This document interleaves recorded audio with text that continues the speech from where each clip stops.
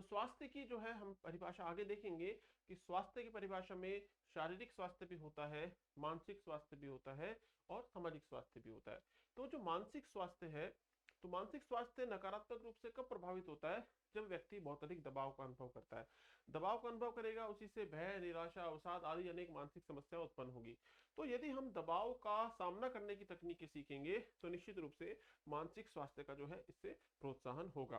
तो कुछ तकनीकें हैं जो कि दबाव के प्रबंधन की तकनीकें भी हैं और मानसिक स्वास्थ्य को भी प्रोत्साहन करती हैं। इसमें आप देखते हैं विश्रांति की तकनीक, विश्रांति या रिलैक्सेशन की तकनीक। पूरे शरीर को हमको कुछ समय के लिए 10 मिनट, 15 मिनट, 20 मिनट एकदम रिलैक्स स्थिति में छोड़ देना होता है, विश्रांति की तकनीक। ध्यान की प्रक्रियाएं, ध्यान जो एक योगा का ही पार्ट है, मेडिटेशन। तो ध्यान जब व्यक्ति करना सीखता है, ध्यान करने का एक पैटर्न होता है, सीखा जाता है कि हाँ कैसे ध्यान करना है, तो भी व्यक्ति अपने आसपास की समस्याओं से अपने आप को दूर कर पाता है। जैव प्रतिप्राप्ति, बायोफीडबैक, इसको पढ़ेंगे। सर्जनात्मक मानस प्रत्यक्षीकरण, व्यवहारात्मक तकनीकें और जो है व्यायाम। तो कुछ जो है तकनीकें हैं जो कि व्यक्ति को जो है सीखनी चाहिए ताकि जो है वह इस दबाव का क्या कर सके, प्रबंधन कर सके। जैसे हम देखते हैं विश्रांति की तकनीकें, विश्रांति की तकनीकें, रिलैक्सेशन टेक्निक्स। तो रिलैक्सेशन टेक्निक्स क्या होगा? विश्रांति या रिलैक्सेशन क्या है कि पूरे शरीर को रिलैक्स कर दिया जाए, रिलैक्सेशन हो पूरे शरीर का। तो इस तकनीक में शरीर की पेशियों को आराम देने हेतु तो व्यक्ति एक एक करके शरीर की पेशियों को गहरी सांस छोड़ते हुए शिथिल करता है। तो गहरी सांस छोड़ते हुए शरीर को शिथिल किया जाता है, रिलैक्स किया जाता है। इससे मन शांत होता है, शरीर की थकान कम होती है, परिणाम स्वरूप दबाव में भी कमी महसूस होती है। तो विश्रांति में पूरे शरीर को रिलैक्स करने का प्रयास किया जाता है, जिसका प्रभाव मानसिक स्वास्थ्य पर भी होता है, दबाव में इससे कमी आती है। इसी प्रकार ध्यान जो है, मेडिटेशन, ध्यान या मेडिटेशन, इसमें क्या होता है, जैसे व्यक्ति आंखें बंद करेगा और अपनी, जैसे मान लो ये माथा है, यहाँ पर हम यहाँ पर कोई बिंदु की कल्पना करके उसकी तरफ देखने का प्रयास करेंगे, या अपनी जो श्वसन है, अपनी श्वसन, अंत्य श्वसन पर ध्यान केंद्रित कर रहे हैं, बहिर्श्वसन पर केंद्रित कर रहे हैं, अंत्य श्वसन, बहिर्श्वसन। तो किसी एक बिंदु पर या किसी एक श्वसन पर ध्यान केंद्रित करके हम जो है बाहरी दुनिया में क्या हो रहा है और हमारे बाकी सारे विचारों को भूलने का प्रयास करते हैं और उसी बिंदु पर अपना ध्यान केंद्रित करने का प्रयास करते हैं। इससे जो है व्यक्ति की एकाग्रता बढ़ती है, प्लस उसके जो है दबाव में भी जो तनाव उत्पन्न होता है, स्ट्रेस जो है, उसमें भी कमी आती है। तो मेडिटेशन भी जो है एक तरीका है जिसके द्वारा दबाव का प्रबंधन किया जाता है और मानसिक स्वास्थ्य का प्रोत्साहन होता है। तो मेडिटेशन में व्यक्ति योग करते हुए ध्यान केंद्रित कर बाहरी परिस्थिति के प्रति कुछ समय के लिए अनभिज्ञ हो जाता है। तो बाहरी परिस्थिति के प्रति अनभिज्ञ हो जाना ऐसा करने से व्यक्ति चेतना की निम्न अवस्था में पहुंच जाता है, जिससे उसको असीम शांति का अनुभव होता है और दबाव कम करने में उसको सहायता मिलती है। तो व्यक्ति जब ध्यान केंद्रित करता है तो कहीं ना कहीं बाहरी जो विभिन्न तनाव के बिंदु है, विभिन्न विचार जो उसके मस्तिष्क में है, उनको भूलना चाहता है, उससे ध्यान हटाकर वो किसी अन्य बिंदु पर ध्यान केंद्रित करता है। इससे भी जो है लगातार यदि ध्यान किया जाता है तो शरीर में सकारात्मक हार्मोन्स का संचार होता है और जो दबाव है, स्ट्रेस है, इसमें कमी आती है।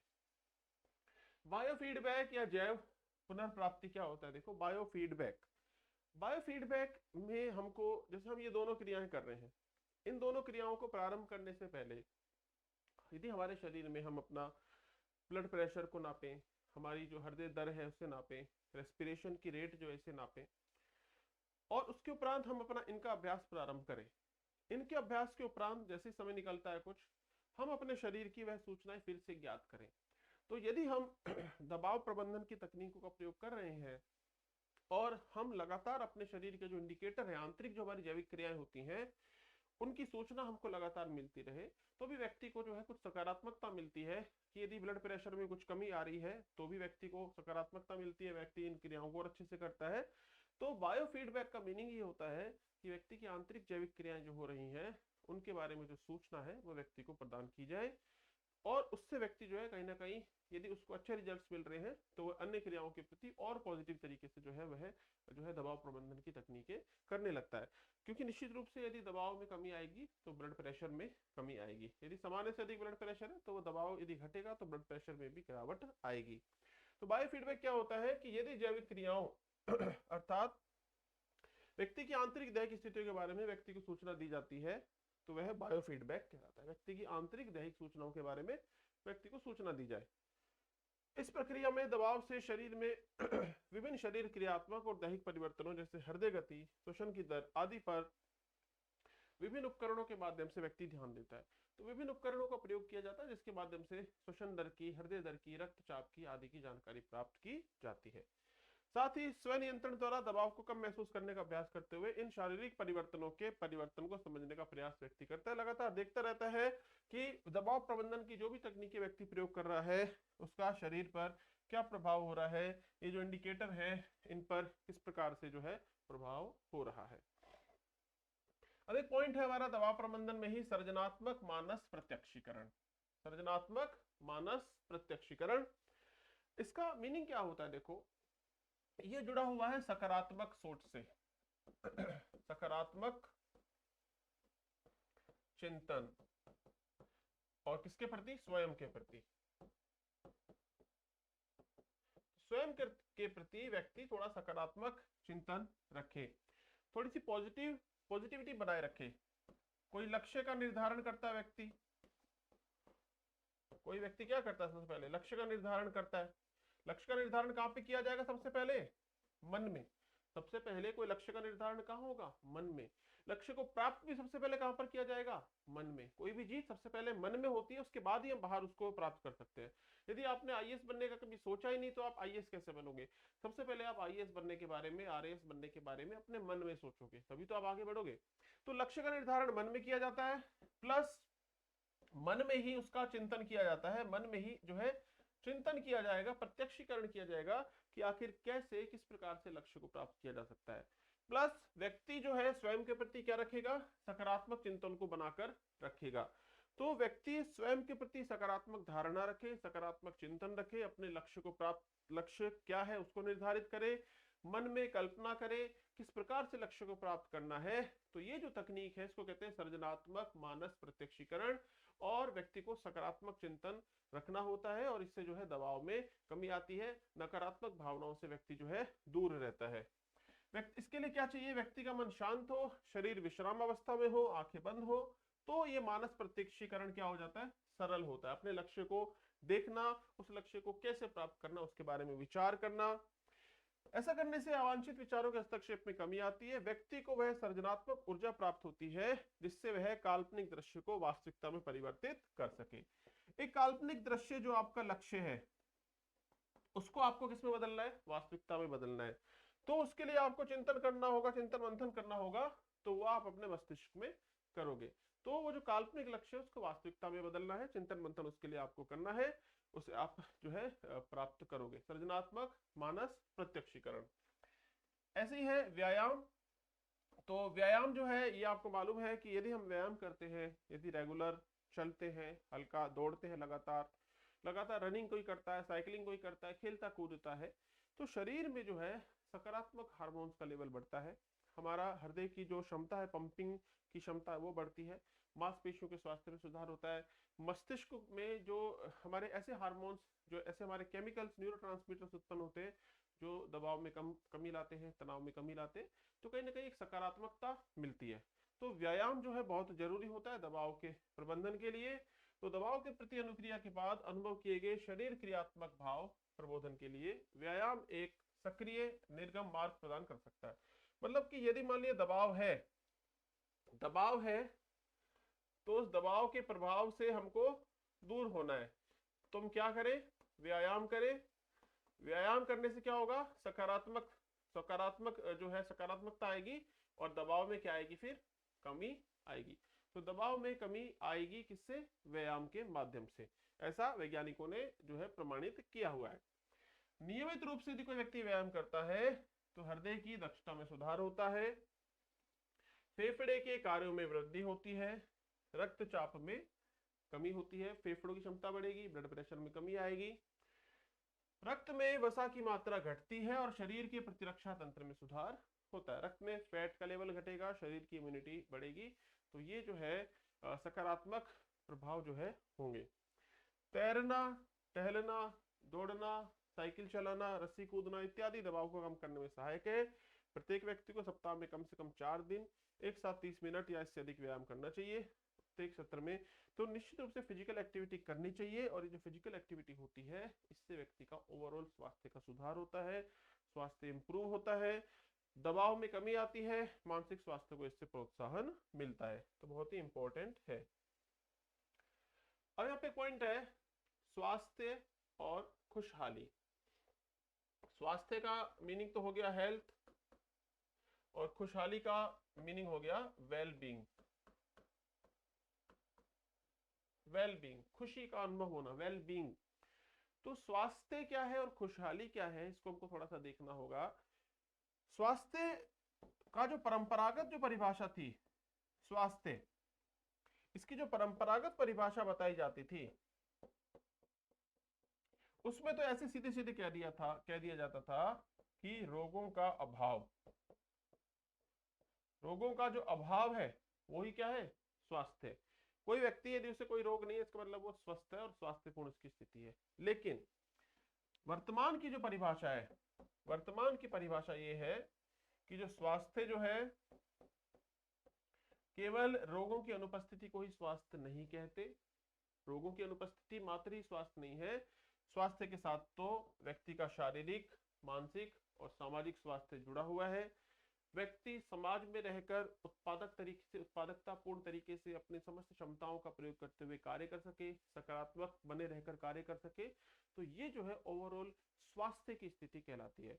और स्वास्थ्य के कंसेप्ट में सिर्फ रोगों का एब्सेंस या शारीरिक स्वास्थ्य ही नहीं आता, शारीरिक, मानसिक और सामाजिक स्वास्थ्य इसमें इंक्लूड किया जाता है।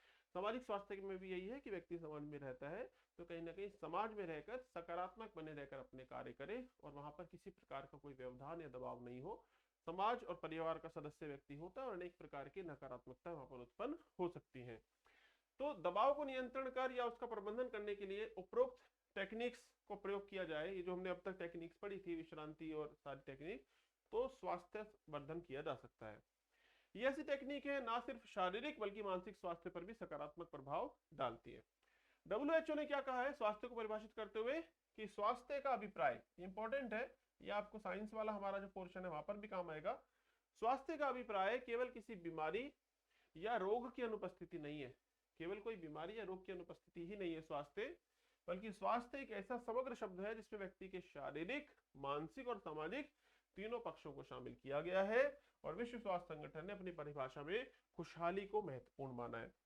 स्वास्थ्य अच्छा है तो व्यक्ति खुशहाल हो सकता है। खुशहाल होने का मतलब यह है कि व्यक्ति स्वस्थ स्थिति में है, सकारात्मक चिंतन करता है, समाज में उत्पादकता उसकी अच्छी है। सकारात्मक चिंतन करते हुए पॉजिटिविटी के साथ यदि व्यक्ति जो है अपना जीवन जी रहा है स्वास्थ्यपूर्ण तरीके से, तो ही हम उसको क्या कह सकते हैं, खुशहाल, उसको हम बोल सकते हैं खुशहाली। तो स्वास्थ्य और खुशहाली क्या है, देखो खुशहाली का स्वास्थ्य से गहरा संबंध है, और खुशहाली में व्यक्ति के उत्तम स्वास्थ्य के साथ, मतलब खुशहाल होने के लिए उत्तम स्वास्थ्य होना तो एक जरूरी बात है। तो उत्तम स्वास्थ्य होने के साथ खुश रहने की प्रवृत्ति भी होनी चाहिए। व्यक्ति खुश रहे, उत्तम स्वास्थ्य भी है उसका और व्यक्ति खुश रहे, तो जो है उसे हम खुशहाली बोलेंगे। व्यक्ति के अस्तित्व की अच्छी और संतोषजनक प्रवृत्ति को खुशहाली कहा जाता है। व्यक्ति खुशहाल तभी हो सकता है जब वह शारीरिक रूप से स्वस्थ हो, उसके मन में किसी प्रकार की नकारात्मकता, निराशा और डर नहीं हो, साथ ही व्यक्ति अपने सामाजिक वातावरण में परिवार, मित्रों और अन्य लोगों के साथ प्रभावी रूप से जीवन व्यतीत कर सके। यदि बदलती परिस्थितियों के प्रति व्यक्ति आसानी से समायोजन कर पाए और दबाव का आसानी से प्रबंधन कर पाए, क्योंकि दबाव तो आएगा लेकिन व्यक्ति उनका सामना कर पाए, दबाव का प्रबंधन आसानी से कर पाए, तो हम कह सकते हैं कि व्यक्ति जो है वेलबींग इसकी अच्छा है, या हम कहें कि खुशहाल स्थिति में वह व्यक्ति है। तो खुशहाली जो है उसका संबंध किससे है, एक तो उत्तम स्वास्थ्य होना चाहिए, प्लस व्यक्ति शारीरिक मानसिक रूप से स्वस्थ हो और अपना उसका जीवन के प्रति सकारात्मक नजरिया हो, परिवार और समाज के साथ वो बेहतर तरीके से अंतरक्रिया कर सके, दबाव का सामना करने की क्षमताएं उसके पास हो, दबाव का प्रबंधन कर पाने की तकनीकें वह जानता हो और उपयुक्त प्रकार से समायोजन कर सके। तो ये रहेगा खुशहाली। तो स्वास्थ्य और खुशहाली, ये दो पॉइंट्स भी हमको याद रखने हैं। अब एक टर्मिनोलॉजी है SWOT, SWOT, इसको भी थोड़ा सा याद रखना है कि ये क्या है। देखो S का मीनिंग है स्ट्रेंथ, कि कोई भी व्यक्ति जो है वह अपना आत्मावलोकन करता है और अपने सकारात्मक नकारात्मक पक्षों से वो अवगत होता है। उसकी शक्तियां क्या है, क्या उसकी योग्यता है, उसकी स्किल क्या है, तो उन सब से वह जो है परिचित होता है। तो व्यक्ति अपनी स्ट्रेंथ को जाने, व्यक्ति अपनी वीकनेस को भी जाने कि क्या कमजोरियां हैं। स्ट्रेंथ और वीकनेस को ध्यान में रखे, प्लस फिर आगे व्यक्ति देखे कि उसके पास क्या अपॉर्चुनिटी उपलब्ध है, उसके पास क्या अवसर है और क्या चुनौतियां हैं या क्या थ्रेट है, क्या दबाव की स्थितियां आ सकती हैं। तो व्यक्ति जो है अपनी क्षमताओं को पहचाने, अपनी कमजोरियों को भी पहचाने, अपने चारों तरफ के वातावरण में क्या अवसर उसके लिए उपलब्ध है उन्हें पहचाने, और क्या चुनौतियां आ सकती हैं उनको भी ध्यान में रखे। तो इसको हम बोलते हैं स्वॉट। इसको हम क्या बोलेंगे? स्वॉट। स्ट्रेस का स्वॉट टूल, इसको स्वॉट टूल बोलते हैं। तो स्वॉट क्या है? Strength, weakness, opportunities and threats. यह क्या है? यह एक तकनीक का रूपांतरण है जो आपकी अन्य शक्तियों और कमजोरियों को समझने में सहायता करता है। तो किसी व्यक्ति की शक्तियों को और कमजोरियों को समझने में यह सहायता करेगा, जिससे व्यक्ति तनाव का प्रबंधन अच्छे से कर सकेगा। उपलब्ध संसाधनों को पहचानने में सहायता करता है, बताता है कि क्या अवसर उपलब्ध है, क्या अपॉर्चुनिटीज है, और तनाव को ठीक से प्रबंधित जो है किया जाना चाहिए। और यदि तनाव को ठीक से प्रबंधित नहीं किया जाएगा तो चुनौतियां भी रहेंगी, क्योंकि वातावरण में बहुत सारी चुनौतियां भी विद्यमान होती है। तो यहाँ पर आपको क्या याद रखना है? इस स्वॉट की फुल फॉर्म आपको याद रखनी है, और इनका एक एक लाइन में आपको अर्थ मालूम होना चाहिए कि कोई भी व्यक्ति है उसे अपनी जो है अपनी जो स्ट्रेंथ है, उसकी जो मजबूती के जो पक्ष है, उसकी वीकनेस नकारात्मक जो पक्ष है, उनका उसको ज्ञान होना चाहिए। इसके साथ साथ वातावरण में उपलब्ध जो संसाधन है, जो अवसर है, उनका लाभ उठाने का प्रयास करना चाहिए, लेकिन उसको दबाव का प्रबंधन करना भी आना चाहिए, और वातावरण में जो विभिन्न चुनौतियां हैं, जो विभिन्न थ्रेट्स हैं, उनका वो अच्छे से सामना कर पाए, ये भी उसे आना चाहिए। तो स्वॉट एनालिसिस, तो स्वॉट शब्द आपको जरूर याद रखना है, इसीलिए मैंने ये वाली स्लाइड यहाँ पे डाली है। Strength, weakness, opportunities and threat. अब थोड़ा सा टॉपिक और बाकी है इसमें, मानसिक स्वास्थ्य को प्रोत्साहन। तो मानसिक स्वास्थ्य को प्रोत्साहन कैसे दे सकते हैं? हमने अभी देखा था कि वो जो हमने पढ़ा था कि दबाव प्रबंधन की जो तकनीकें हैं, दबाव प्रबंधन की जो तकनीकें हैं, उनको प्रयोग किया जाएगा तो मानसिक स्वास्थ्य को क्या मिलेगा? मानसिक स्वास्थ्य को प्रोत्साहन मिलेगा। ठीक है, तो वो सारी तकनीकें तो है ही। थोड़ा सा और यहाँ पर हम जानते हैं, पहले तो हम जानते हैं कि आखिर मानसिक स्वास्थ्य है क्या। मानसिक स्वास्थ्य क्या है, क्योंकि हमारा टॉपिक है मानसिक स्वास्थ्य का, और आपसे 2 नंबर में या 5 नंबर में सीधे सीधे आपसे टिप्पणी करने के लिए आ सकता है, मानसिक स्वास्थ्य को प्रोत्साहन कैसे दे सकते हैं, या मानसिक स्वास्थ्य क्या होता है। तो सीधे सीधे 2 नंबर 5 नंबर में प्रश्न यहाँ से आ सकता है। तो सबसे पहली बात तो आखिर मानसिक स्वास्थ्य है क्या? तो WHO के अनुसार मानसिक स्वास्थ्य क्या स्थिति है कि व्यक्ति जो है, सबसे पहली बात है जागरूक हो, व्यक्ति अपनी क्षमताओं से क्या हो? जागरूक। मानसिक स्वास्थ्य का आशय स्थिति से है जिसमें एक व्यक्ति अपनी क्षमताओं से जागरूक रहकर कार्य करता है, जीवन में सामान्य दबावों का सामना कर सकता है, अपनी क्षमताओं से जागरूक रहकर काम करता है, क्या उसकी प्लस पॉइंट है, क्या उसके माइनस पॉइंट है, और जीवन में जो सामान्य दबाव उसके सामने आते हैं उनका वो अच्छे से सामना कर सकता है, उसकी क्षमता उसके पास है। उत्पादक तरीके से कार्य कर सकता है, मतलब समाज में रहकर उत्पादक तरीके से वह कार्य कर सकता है, और अपने समुदाय में योगदान देने में भी सक्षम होता है। तो मानसिक स्वास्थ्य में क्या आएगा कि व्यक्ति स्वयं के प्रति जागरूक हो, तनाव का प्रबंधन करने की तकनीकें उसे आती हो, किस प्रकार से समायोजन किया जाए, समाज में रहकर वो उत्पादक तरीके से जो है कार्य कर सके, और समुदाय में अपना जो है योगदान दे सके। तो ये जो है, ये जो पॉइंट्स है, ये इसमें इंक्लूड होते हैं मानसिक स्वास्थ्य में। शारीरिक स्वास्थ्य की तरह मानसिक स्वास्थ्य भी जीवन के प्रत्येक चरण के दौरान महत्वपूर्ण होता है, और आपने ये जाना भी है कि जो मानसिक स्वास्थ्य है, तो मानसिक स्वास्थ्य इंक्लूड है स्वास्थ्य की परिभाषा में, तो स्वास्थ्य की परिभाषा में शारीरिक के साथ मानसिक स्वास्थ्य भी आता है। मानसिक स्वास्थ्य जो है स्वास्थ्य की व्यापक अवधारणा का ही भाग है, और आपने देखा है अभी कि WHO की परिभाषा जो है स्वास्थ्य की, स्वास्थ्य में शारीरिक और मानसिक और सामाजिक स्वास्थ्य शामिल है। और मानसिक स्वास्थ्य में क्या है कि व्यक्ति का भावनात्मक पक्ष और व्यवहारात्मक पक्ष दोनों के मध्य एक संतुलन रहे। व्यवहार जो है, बाहर पर्यावरण है, उसमें व्यक्ति अपना व्यवहारिक जीवन व्यतीत करता है, साथ के साथ व्यक्ति की भावनाएं हैं, भावनाओं को कंट्रोल में रखे। तो भावनात्मक पक्ष और व्यवहारात्मक जो पक्ष है, इनपे यदि संतुलन बना रहे तो व्यक्ति का मानसिक स्वास्थ्य उत्तम स्थिति में रहता है। साथ साथ के साथ जो है बाहरी वातावरण में विद्यमान परिस्थिति के संदर्भ में व्यक्ति की आवश्यकता, इच्छा, अभिलाषा, दृष्टिकोण में संतुलन बनाए रखे। तो मतलब उसकी इच्छाएं क्या है, अभिलाषाएं क्या है, कहीं ना कहीं संतुलित अवस्था में रहे। बहुत ज्यादा महत्वाकांक्षी होना भी अनेक बार गलत हो जाता है। बहुत ज्यादा कोई व्यक्ति महत्वाकांक्षी है, कोई व्यक्ति चाहता है कि वह तो हमेशा जीवन में सफलता सफलता प्राप्त करे और कभी कोई असफलता सामने नहीं आए, तो यह भी गलत होता है। हमें सफल होने के लिए तो प्रयास करना ही चाहिए, लेकिन हमें असफलता यदि कभी आए तो उसको भी हमको स्वीकार करना चाहिए। हम बहुत महत्वाकांक्षी होंगे, हम सोचे कि नहीं असफलता तो आए ही नहीं कभी, तो ऐसा होता नहीं है।